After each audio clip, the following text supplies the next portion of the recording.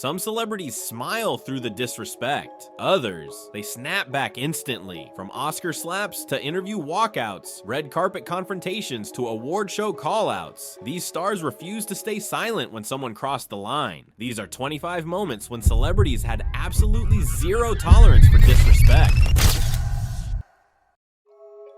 Will Smith just made Oscars history for all the wrong reasons. Chris Rock was presenting Best Documentary when he decided to crack a joke about Jada Pinkett Smith's shaved head. Jada, I love ya. G.I. Jane 2, can't wait to see it. The problem? Jada has alopecia. She's been open about her hair loss for years. Will laughed at first, that uncomfortable laugh when you're trying to be cool. Then he looked at his wife's face.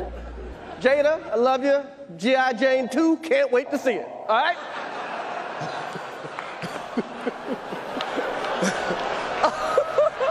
What happened next shocked the world. Will walked right up and slapped him across the face. Richard! Oh, wow! Wow! Rock stood there stunned. 30 minutes later, Will won Best Actor and cried during his speech about protecting family. I'm being called on in my life to love people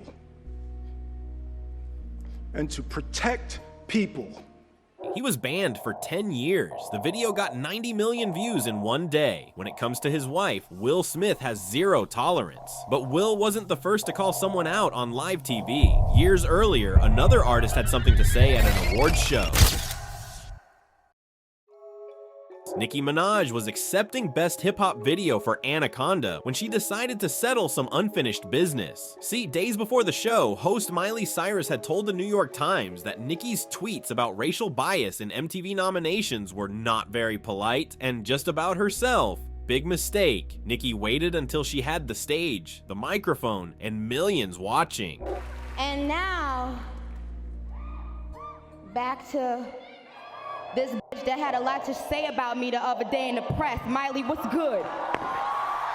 The camera cut to Miley's face. Pure shock. She tried to recover with some excuse about how interviews manipulate things, but Nicki wasn't done. She kept mouthing words everyone at home could clearly lip read. Within minutes, "What's good" was trending worldwide. The phrase became an instant cultural moment. Nicki had just exposed Miley on live television in front of millions. The message was crystal clear. Talk about me in the press. Be ready to back it up to my face. Zero tolerance for fake feminists. Award shows seem to bring out the boldest confrontations, but sometimes the disrespect came from the show itself. Adele had just won British Album of the Year for 21, one of the biggest albums in history. She was in the middle of her acceptance speech, thanking the fans who made it all possible, when suddenly the music started playing. The producers were cutting her off mid-speech to make time for Blur's performance, the biggest British artist on the planet being silenced on live TV. Adele's reaction was instant and iconic. I can't believe I'm about to... You're gonna cut me off. I'm so sorry. Can I just say then, goodbye, and I'll see you next time round, yeah? The entire United Kingdom saw it. Social media exploded immediately. Backstage, before anyone could even ask, Adele set the record straight. I'd like to say I got cut off during my speech for Best Album and I flung the middle finger. But that finger was to the suits of the Brit Awards, not to my fans. I was about to thank the British public for all their support and they cut me off. Within hours, both ITV and the Brit Awards issued formal apologies. Adele, she never apologized once. She stood by that middle finger completely. They disrespected the biggest star in the room and got exactly what they deserved. That moment gets replayed every single year as a reminder. Zero tolerance for cutting off artists. While some celebrities clapped back on stage, others handled disrespect by walking away completely. Robert Downey Jr. was doing press for Avengers Age of Ultron when he sat down with Channel 4's Krishnan Guru Murthy. They started talking about the movie, standard stuff. Then Guru Murthy suddenly shifted gears, asking about Robert's past drug addiction, his time in prison, his relationship with his father, personal questions that had nothing to do with Iron Man. Robert tried to steer back politely. You're not a liberal, or that you came out of prison not being a liberal. Are we promoting a movie? The interviewer ignored him and kept pushing. Let me just ask you a few more questions and you can answer them if you want to and not if you don't want to. I mean, You could see Robert's face change. He'd had enough. He took off his microphone. I really don't. What are we doing? Well, I'm just asking questions, that's all. Right. Bye. Are you... I'm sorry, It's okay. Yeah, you're right. Later on Howard Stern, Robert didn't hold back. He called Guru Murthy a bottom-feeding muckraker and a syphilitic parasite. When asked if he regretted walking out, Robert said only one thing. He wished he'd left sooner. Zero tolerance for ambush journalism. And Robert wasn't the first person this interviewer had pushed too far. Same interviewer, different target.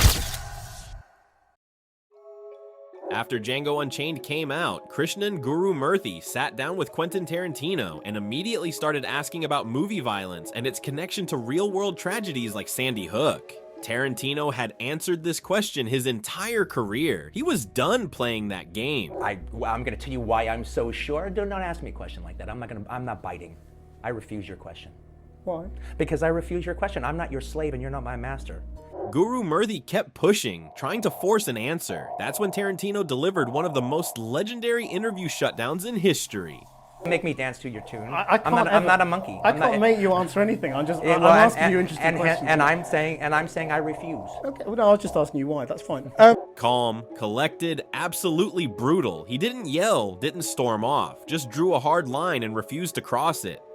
Two major Hollywood stars, same interviewer, same result. Maybe Guru Murthy should have learned after the first time. Zero tolerance for gotcha questions. But interview confrontations weren't the only way to shut someone down. Sometimes 3 simple words were enough.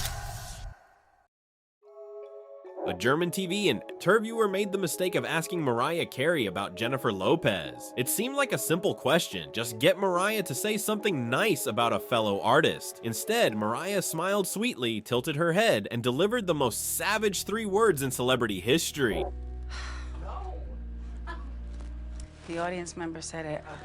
The shade was absolutely immaculate. The interviewer tried to clarify, thinking maybe Mariah misunderstood. She understood perfectly. Here's the best part. She's repeated this exact line for over 20 years. Every single time someone asks about J-Lo, same response. I don't know her. It's become her signature move. The Washington Post ranked it as one of the most important viral reactions of the 2000s. Mariah turned dismissal into an Olympic sport. No anger, no explanation, just that smile and those 3 words. Zero tolerance disguised as perfect politeness. Speaking of award shows, one moment from 2009 became the blueprint for zero tolerance gone wrong.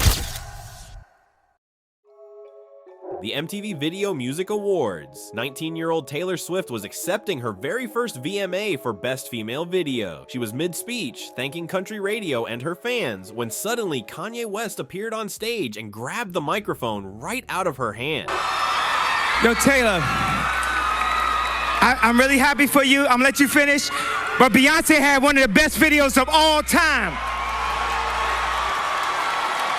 Taylor stood there in complete shock. The entire audience booed. Beyonce looked mortified in her seat. President Obama would later call Kanye a jackass in an off-record comment that went public. Later that night, when Beyonce won Video of the Year, she used her speech time to invite Taylor back on stage to finish her moment. That was pure class. Kanye's interruption launched a decade-long feud that played out in songs, interviews, and social media. It became the internet's first major meme. Every "I'ma let you finish" joke started right there. Zero tolerance. More like zero respect for a teenager's moment. While Kanye showed a lack of respect, other artists were busy calling out disrespect directed at them.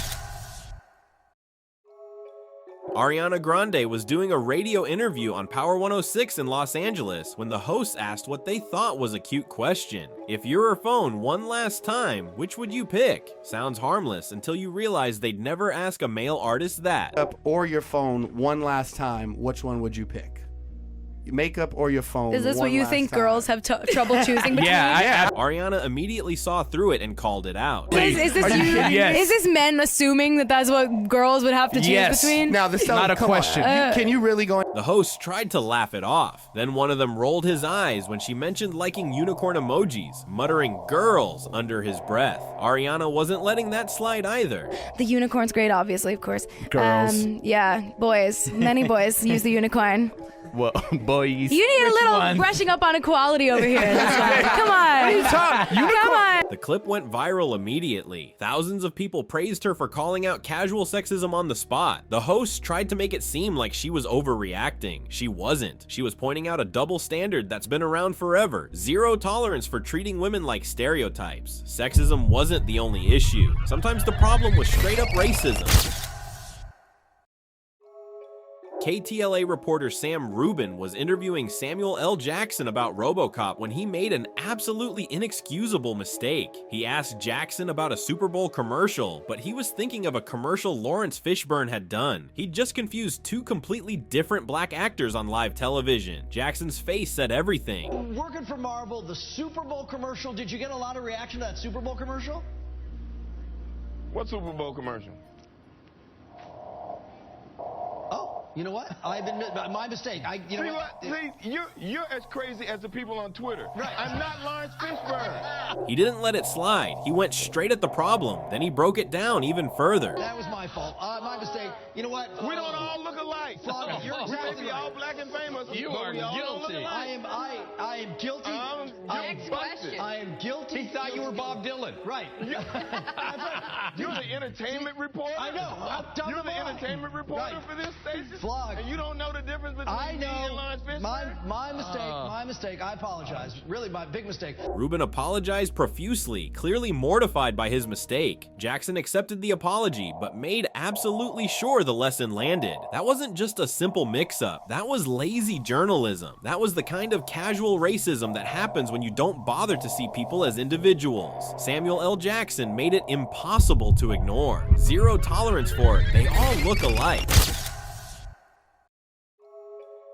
Scarlett Johansson also had enough of lazy journalism, especially when it came to sexist questions. Scarlett Johansson kept getting asked the same sexist questions during Avengers press tours, questions her male co-stars would never face. During one press conference, an interviewer asked about the underwear she wore beneath her Black Widow suit. Her response was perfect. Was I wearing underwear? I mean, gosh, ask Joss. I did. You asked Joss what kind of underwear he wears? No.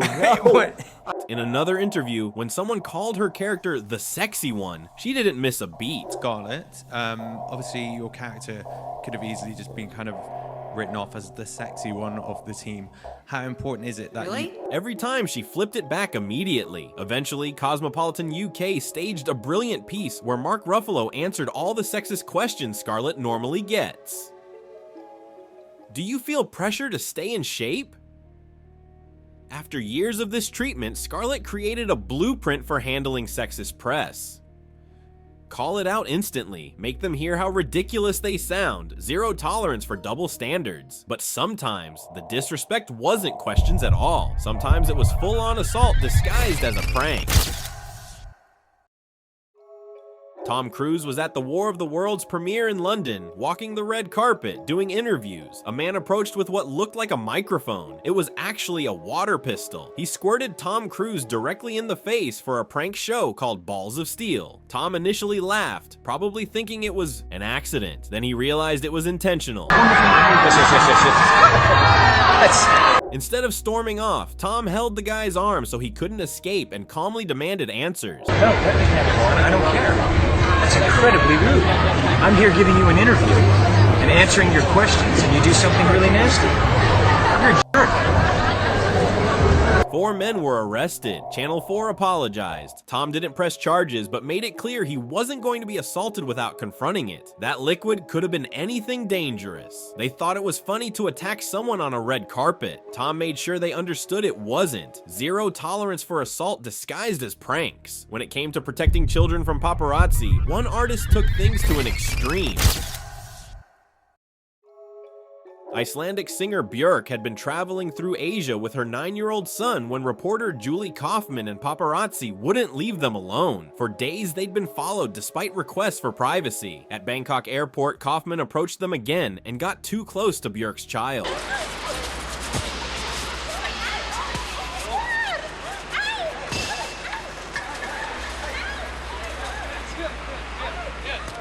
The footage shocked the world. Björk later apologized to Kaufman personally, but her publicist revealed the full context. Kaufman had been stalking them for nearly a week, refusing to give space, repeatedly approaching her son despite being told to stop. When it comes to protecting your child from harassment, Björk showed zero tolerance. She snapped. Was it right? Probably not. But after a week of someone stalking your 9-year-old, most parents would understand the breaking point. Zero tolerance for endangering children. The 2010s saw a new generation of celebrities calling out disrespect in real time. Cara Delevingne was doing a satellite interview for Paper Towns with Good Day Sacramento. From the jump, the anchors were condescending. They mispronounced her name as Carla. Asked if she'd actually read the book, said she seemed irritated. When Cara responded with British sarcasm, they didn't get it. Well, then on that note... We figured as much. We figured as much. We'll let you go then. How about that? We'll let you go take a little nap, maybe get a Red Bull. How about that? Cara Delevingne, thank you so much. After she disconnected, thinking they were off air, they trashed her. Just a little irritated. I mean, these guys, they sit through all these interviews from 800 TV stations, but still. You make $5 million for 6 weeks worth of work. You can pretend to talk to Good Day Sacramento with some oomph. Well, how about you? The video went viral. The internet immediately sided with Cara. She tweeted, "Some people don't understand sarcasm or British humor. The anchors looked like unprofessional bullies trying to put down a young woman. Cara didn't need to yell or fight back. She just let them expose themselves. Zero tolerance, achieved through staying cool." Speaking of staying cool while drawing boundaries, Kanye had a different approach. Kanye West was at LAX when TMZ paparazzi approached asking questions. Kanye had dealt with this harassment for years. This particular day, he'd had enough. He delivered an escalating list of demands that became instantly legendary. I love your work though. That's fine, but don't talk to me. I don't want to hear paparazzi talk to me or anybody I know. It doesn't matter. No, but don't talk. Building and building until he reached the ultimate command. Kanye, what about the throne too? With Jay-Z, people are pumped. Yo, I said When the photographer asked about Watch the Throne 2 anyway, Kanye lunged at the camera. The video went mega viral, spawning countless memes. But beneath the humor was a real point. Kanye was drawing an absolute boundary. Sometimes zero tolerance means no conversation, no negotiation, just a hard line. The paparazzi finally got the message, but not all paparazzi learned. Sometimes they push celebrities past their breaking point. This moment was different. This wasn't a celebrity standing up for themselves. This was a mental health crisis caught on camera. 5 days after shaving her head, Britney Spears was at a gas station when paparazzi who'd been following her for weeks surrounded her car again. She snapped. Don't do this.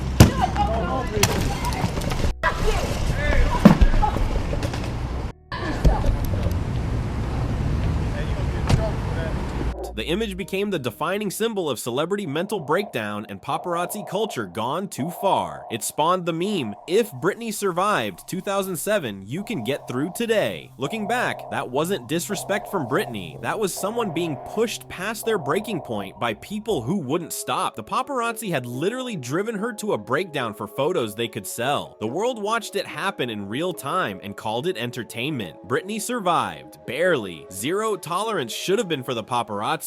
Fast forward to the 2020s, and artists were taking a different approach to protecting their fans. Adele was mid-performance at her Caesars Palace residency when she noticed security and other guests repeatedly bothering a fan for standing up and singing along during Water Under the Bridge at an Adele concert. She stopped the show immediately. I mean, we can sing though, right? Sing, but however, that being said, stand up. I'm talking. She wasn't asking. She was telling security to back off. Right here. They're telling me. Why are you bothering him? Can you go ahead, please? The fan posted his TikTok of the moment and it got 9 million views. Adele wasn't just protecting one person, she was sending a message to everyone in that arena. At my shows, people celebrate however they want. Anyone trying to police that deals with me directly. Zero tolerance for fun police. Billie Eilish took fan protection even further, making safety her top priority. Billie Eilish was performing in Atlanta, only her second show of the Happier Than Ever tour, when she spotted a fan struggling to breathe in the crowd. She immediately stopped mid-song.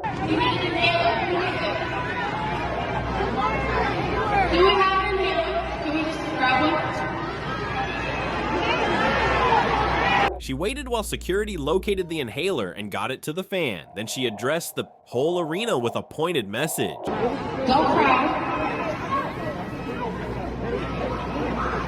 Relax, it's okay.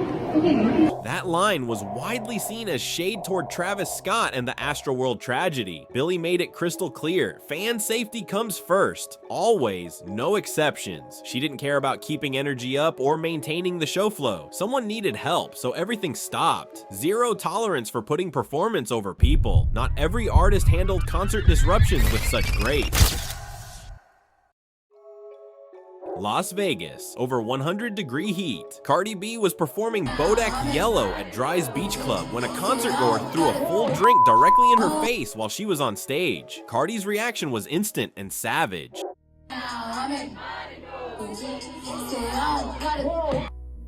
Direct hit. The microphone was later auctioned for $99,000 with proceeds going to charity. Cardi released a statement, "A boti got assaulted." People debated whether she overreacted, but here's the thing, throwing liquid at a performer is assault. You throw something at someone, don't be shocked when they throw it right back. The fan learned a valuable lesson that day. Zero tolerance for assaulting performers. Sometimes zero tolerance came in the form of carefully crafted speeches, not instant reactions.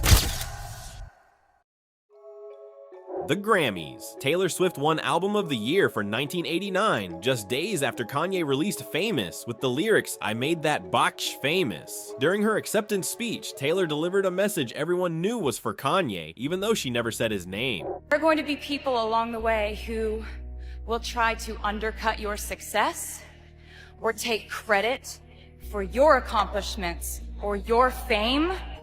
The camera cut to Kanye in the audience, stone-faced. Taylor had turned his disrespect into a message for young artists everywhere.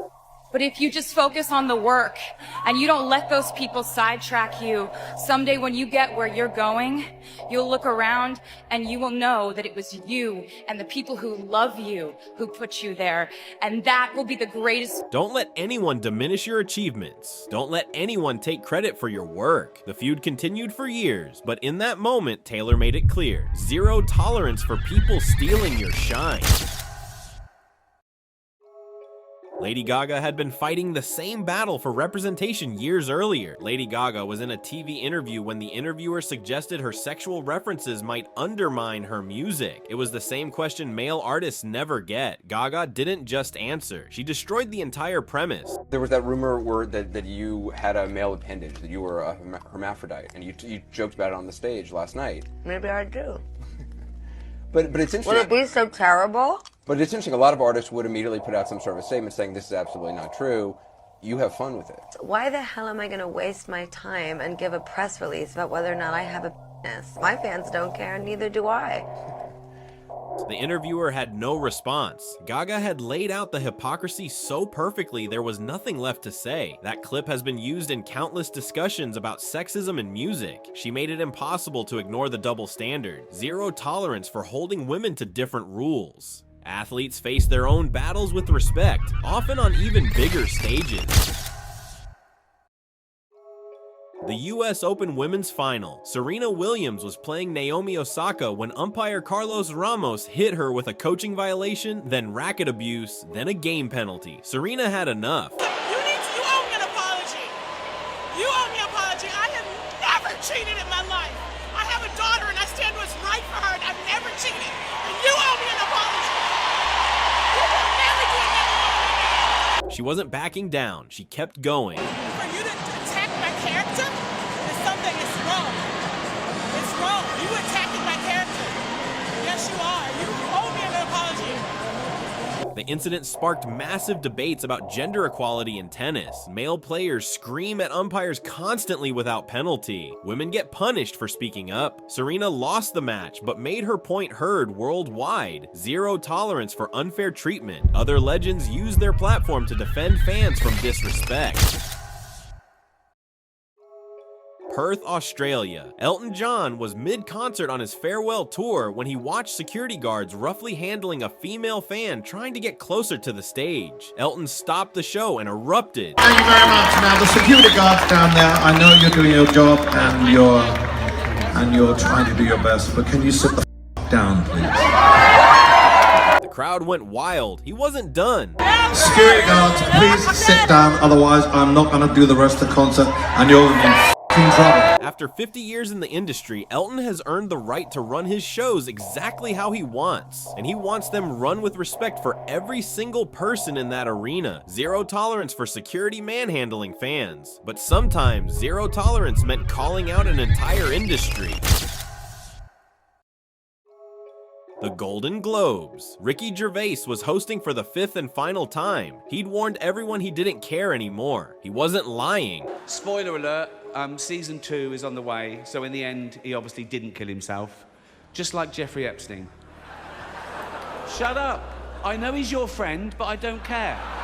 The room was silent. Some laughed nervously. Others looked genuinely angry, but he saved his best line for last. Know nothing about the real world. Most of you spent less time in school than Greta Thunberg. So, if you win, right, come up, accept your little award, thank your agent and your God, and f*** off, okay?